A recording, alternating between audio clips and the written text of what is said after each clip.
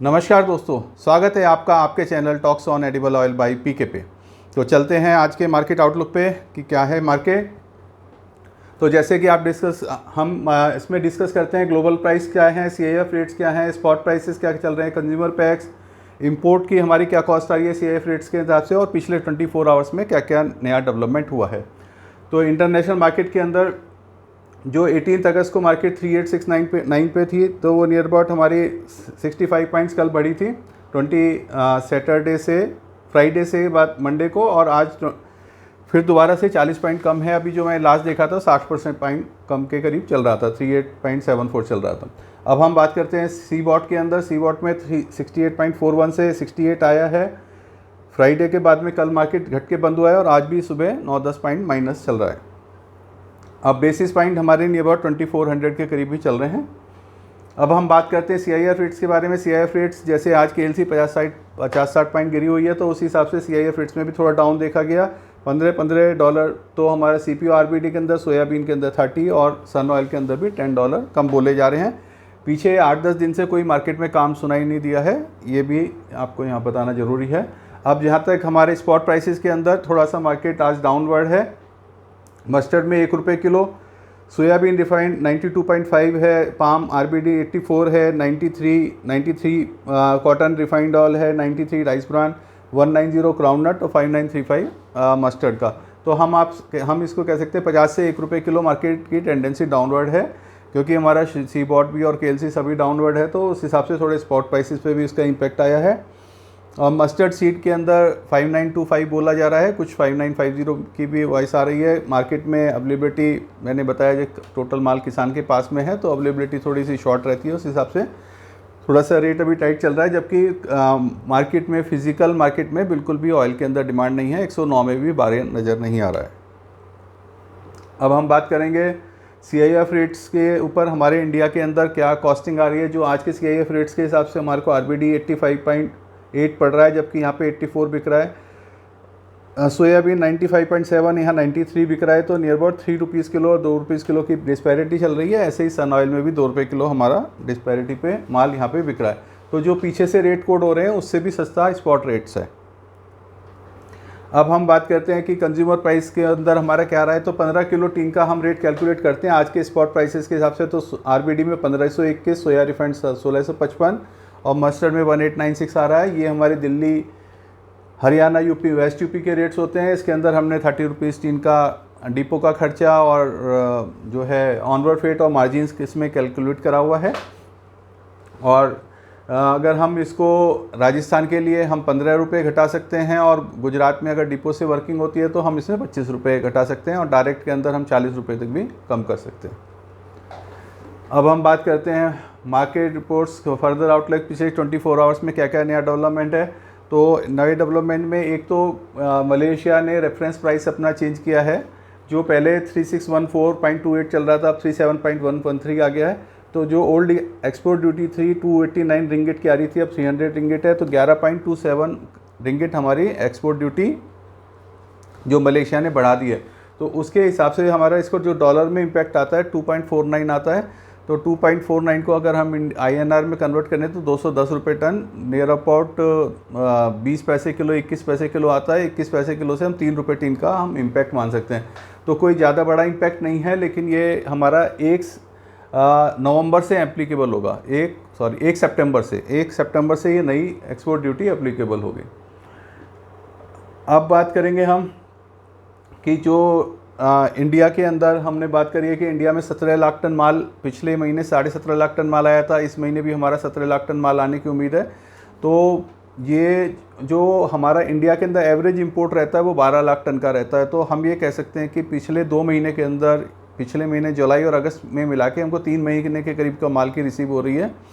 उसका एक मेन कारण ये भी है कि मई और जून में थोड़ा सा हमारा इंपोर्ट 10-11 लाख टन के करीब भी रुका था, 1-2 लाख टन कम हुआ था, लेकिन उससे भी अब हमारा डबल इंपोर्ट अब ये जुलाई और अगस्त में हो रहा है।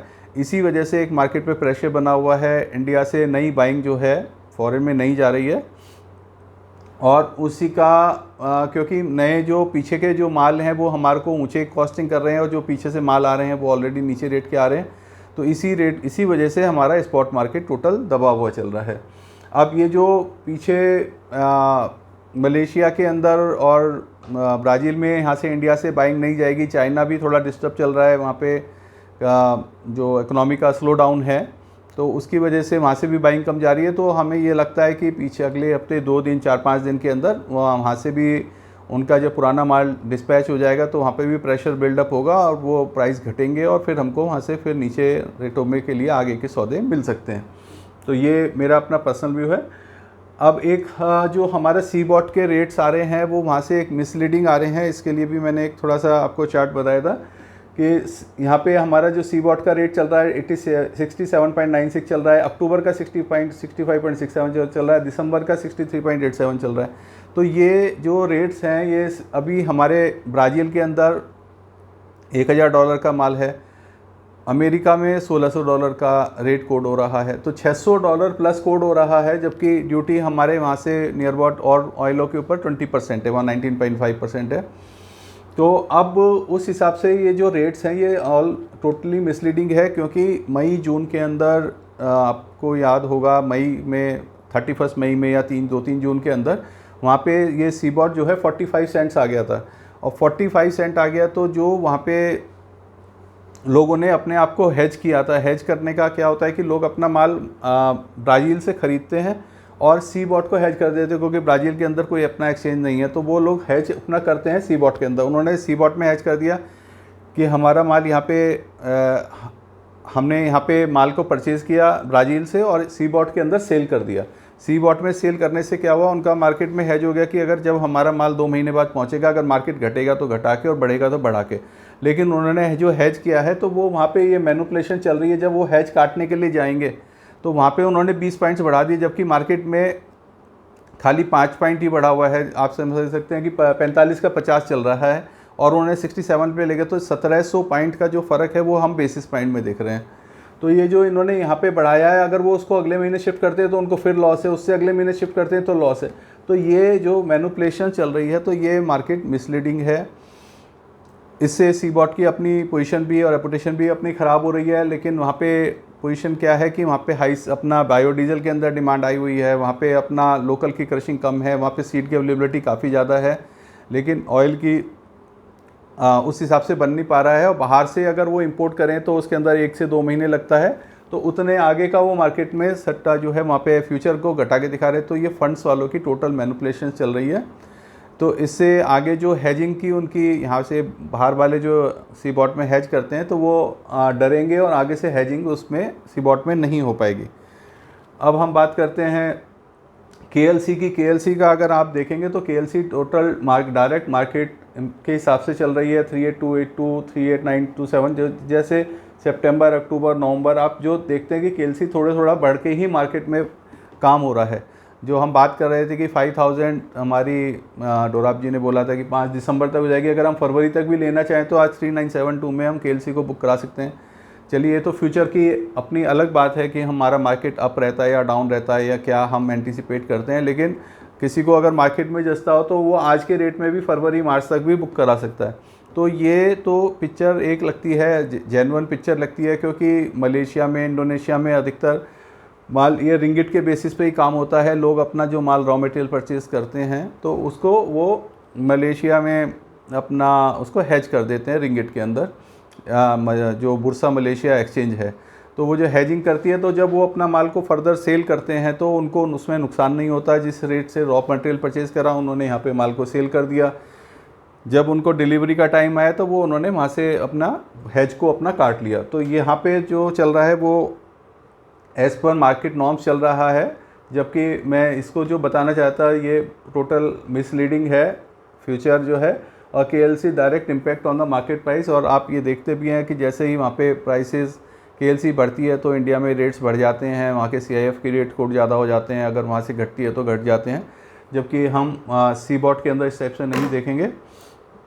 जहाँ तक मेरी ओपिनियन का सवाल है तो मेरा ओपिनियन यही है कि अभी ज़्यादा हमारे जो इंडिया में पीछे से रेट कोड आ रही हैं उससे ऑलरेडी यहाँ डिस्काउंट पे माल मिल रहा है। तो अभी फेस्टिवल की डिमांड जो हम एंटीसिपेट कर रहे थे 15-16 को आएगी वो नहीं आई है, लेकिन अब हमें ये लगता है कि अब 4-5-7 दिन के अंदर जो भी डिमांड है वो आ जाएगी। और आगे का माल 26-27 तारीख के बाद का माल मैं नहीं सजेस्ट करूंगा कि इस टाइम पे लेके चलें। 5-7 दिन का अपना माल रखें और अपने माल को बेचें और मुनाफा लें। और क्योंकि आगे अगर KLC का और सीबॉट पर प्रेशर आया तो वो लोग दोबारा से सेलिंग के अंदर आ सकते हैं, क्योंकि जो उनके पुराने माल हैं वो सब अधिकतर डिस्पैच हो जाएंगे।